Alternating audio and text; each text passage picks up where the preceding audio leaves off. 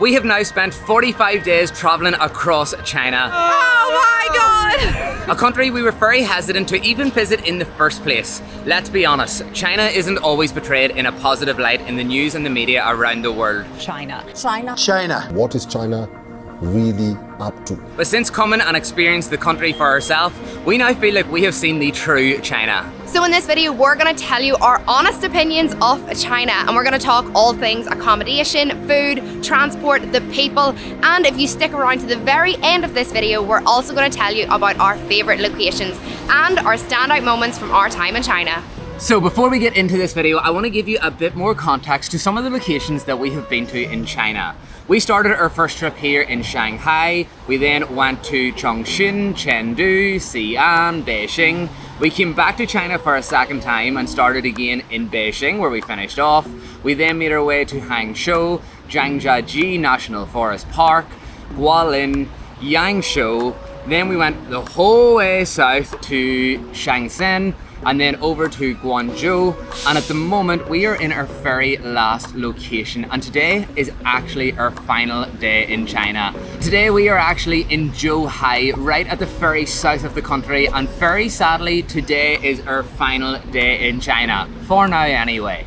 But we think we'll be back very soon. Honestly, China has not been what we expected at all. It has blew all expectations. Wow.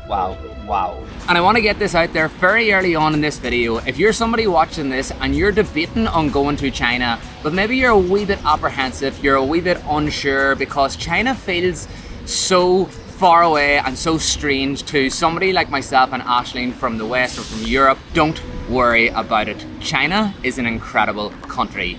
Everything from the people, the food, and all of the other things Aisling listed that we're going to talk about right now, you're honestly in for a shock. You're going to have a blast. Let's start off by talking about the people. No matter what country you're traveling to, the people can either make or break your trip. And for me, I love to talk. I love to have those interactions with locals. And there's no denying there is a huge language barrier here in China, but thankfully it wasn't at all what I expected. I was kind of fearful that I was going to be coming to China for a significant period of time and only talking to Owen. Imagine. But thankfully, any opportunity that someone had to speak to us in English, they were straight over to us. We had so many different conversations with lovely, lovely people. And a lot of people speak broken English. They do.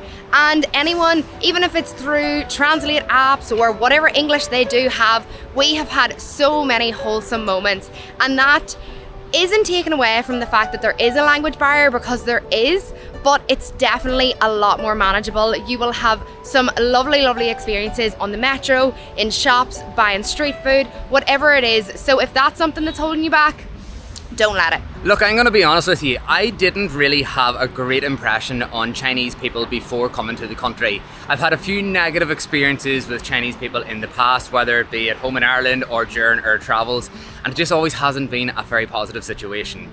But the people here are so friendly. I was so wrong about them, and it goes to show you should not judge a book by its cover. You shouldn't judge a country by a handful of people and interactions and situations you've had. We've been welcomed with open arms. People have been helpful, they've been considerate, they've been kind, they've been caring and everything else. And honestly, the people have been part of what has made our trip so great. Now let's talk about transport and trying to figure out how you're going to navigate yourself around this massive country. A lot of people will probably choose to do internal flights to get around, but if you're anything like us and you want to save a wee bit of money, this probably isn't the best option. We personally have used trains to go pretty much anywhere on a long distance. Now, we've done all different types of trains. We've done the local trains, the high-speed trains, the bullet trains, the sleeper trains. We've done all different classes from standing to first class to second class seats. We've tried them all out, and honestly, they're all great. Some of them are obviously better than others. If you go for like lower class seat, it's going to be a wee bit more crammed. It's going to be a wee bit more local class, let's just say that. But it gets you there, it gets you from A to B, and we don't mind that at all. The trains here are a lot cheaper than flying, But a wee word of warning, they're also a lot more expensive than a lot of other Asian countries in like Southeast Asia, for example. But you will still save money.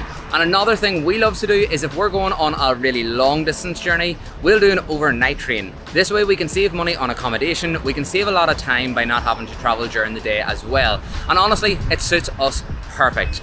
We've used trip.com to book all of our trains because for us it's just really efficient and really easy. The only thing is, you need to make sure you are really planned and prepared.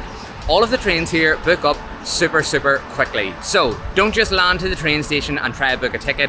Don't try and book a train the night before. Make sure you've got this prepared and planned like a week or 2 weeks in advance, especially if you're looking at a decent seat or a bed on the train. And let's talk about how we actually got around within cities in the country as well. We have used the metro so much, and the metro in China, in every single city that we have visited, has been fantastic. The metros go literally all the time. They're really easy to use as a foreigner and a tourist. Most of the signs are in English as well as in Mandarin and Cantonese around the country. They're really affordable and cheap. And normally people are quite friendly in terms of helping us kind of navigate through the metro stations, trying to buy our ticket and everything else in between. The only downside about the metro is they get so busy, especially around rush hour in the morning and the evening time. It is literally shoulder to shoulder with people, and the metro does take out the worst in a lot of people. People tend to push and shove going in and out of the doors, going up and down the escalators, but all the metros are manned with different security who's there to actually make sure the crowd control is okay. And honestly, this is by far the best way to get around the country or the local cities that you're in. We have tried a few taxis as well, which is something we don't normally do whenever we're traveling.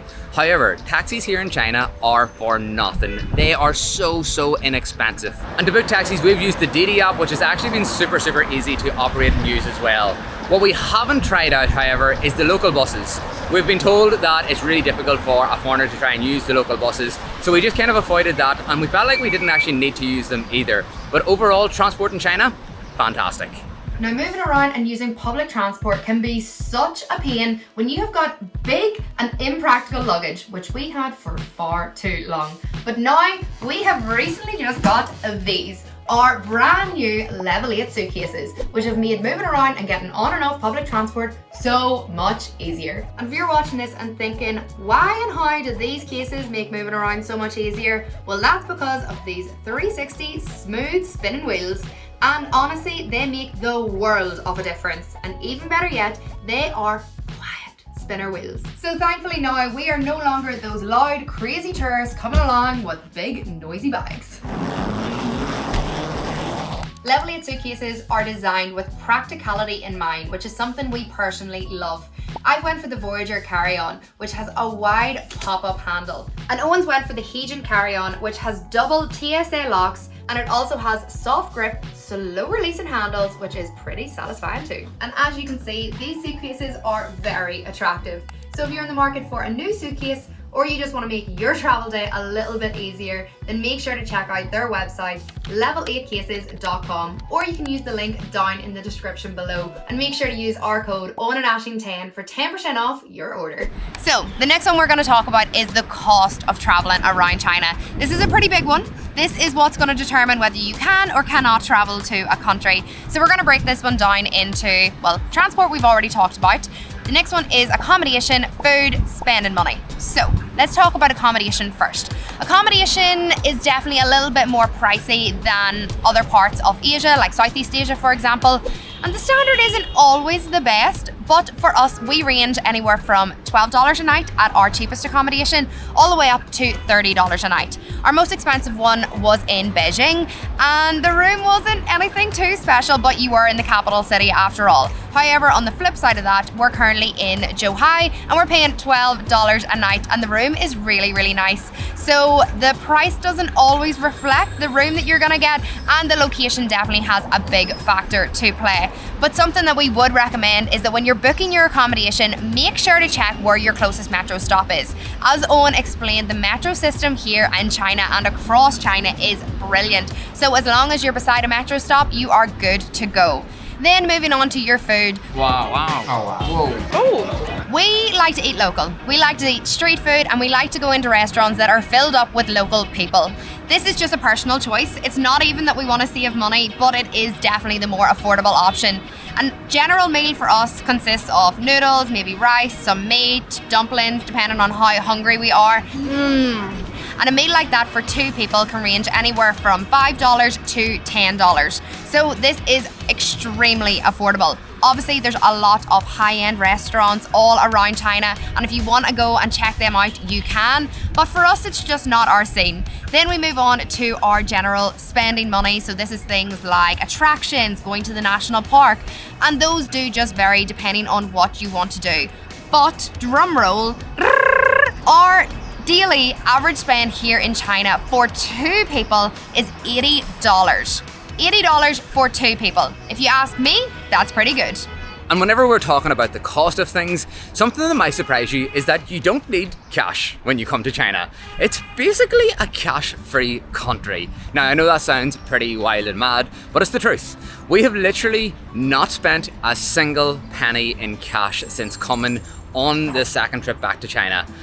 Absolutely bonkers. But China uses a few different apps for payment systems. They use WeChat and Alipay mainly. So you can download these apps as a foreigner. It's no issue, really easy to use. And you get a QR code that you can then use to pay for things, or you can scan other QR codes in shops, restaurants, literally everywhere. Like people on the street use their QR code. We've seen people busking, they have a QR code. It's literally the way to go, and it's so convenient. We wanted to also touch quickly on the weather and the time of year to come to China. Our first trip here was in April and the weather was very comfortable. We had trousers and a light jacket on us and it was nice, and we are chilly. This time we started our trip during the peak summer season. The temperature was crazy. It was like 35, 36 degrees Celsius a lot of the time. We were always searching for aircon. We were soaking through our t-shirts, sweating, and the crowd was mental in any attraction or anywhere we wanted to go. Anything we wanted to see, we had a queue for ages. So I think the summertime probably isn't the best time to come in our opinion. I would definitely say April was a beautiful time to come to the country. I would say even slightly after that, closer to the May, would be even nicer again. But do a bit of your own research, decide what best suits you. I know coming into like the Christmas season, into December and January, China gets very cold. Temperatures in Beijing drop to like 0 degrees, there'll be snow, and it doesn't be very nice. I also wanted to talk about some of our favourite locations in the country, and I think I have to start off with our ultimate favourite and the number one in our opinion, which is Shanghai National Forest Park. This is known also as like the Avatar Mountains. It's the area that inspired the Avatar movies for the Hallelujah Mountains.